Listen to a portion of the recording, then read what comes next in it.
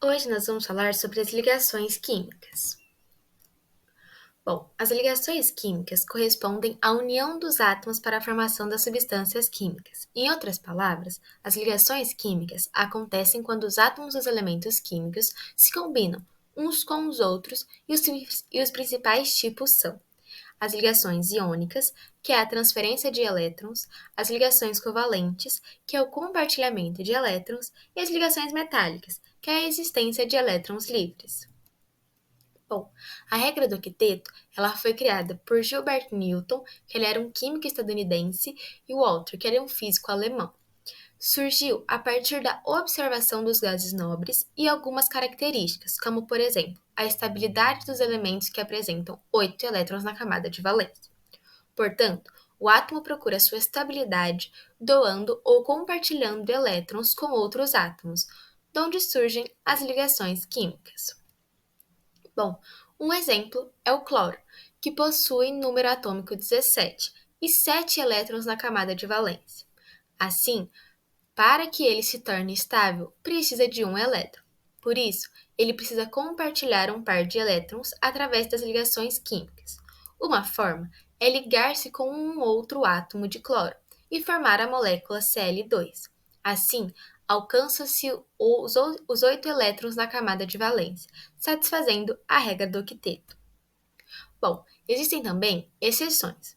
Uma delas é quando os elementos são estáveis com menos de 8 elétrons, também chamada de contração do octeto. É mais comum de acontecer com os elementos do segundo período da tabela periódica.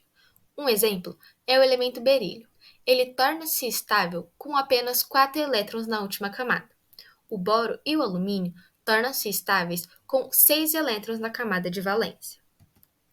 Bom, existem também a exceção quando os elementos são estáveis com mais de 8 elétrons, também chamada de expansão do octeto.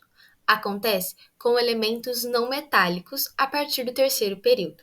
Pelo fato de possuírem mais camadas eletrônicas, eles possuem também mais órbitas disponíveis para receber elétrons. Essa situação ocorre com o fósforo e o enxofre. O fósforo pode receber até 10 elétrons e o enxofre 12 elétrons. Agora, a gente vai falar sobre os tipos de ligações químicas. O primeiro seria a ligação iônica, que também é chamada de ligação eletrovalente. Esse tipo de ligação é realizada entre íons, cátions e ânions, daí o termo ligação iônica. Para ocorrer uma ligação iônica, os átomos envolvidos apresentam tendências opostas. Um átomo deve ter capacidade de perder elétrons, enquanto o outro tende a recebê-los.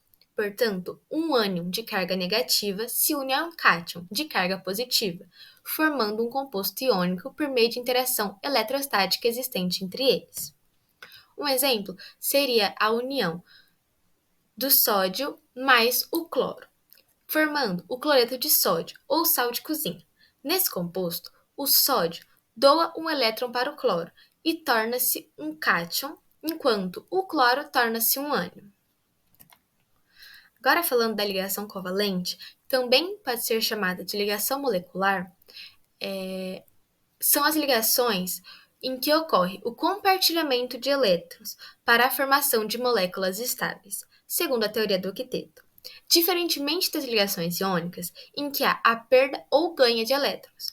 Além disso, pares eletrônicos é o nome dado aos elétrons cedidos por cada um dos núcleos, figurando o compartilhamento dos elétrons das ligações covalentes.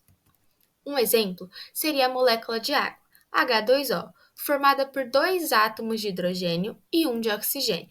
Cada traço corresponde a um par de elétrons compartilhado, formando uma molécula neutra, uma vez que não há perda nem ganho de elétrons nesse tipo de ligação. Existe também a ligação covalente dádiva, também chamada de ligação coordenada.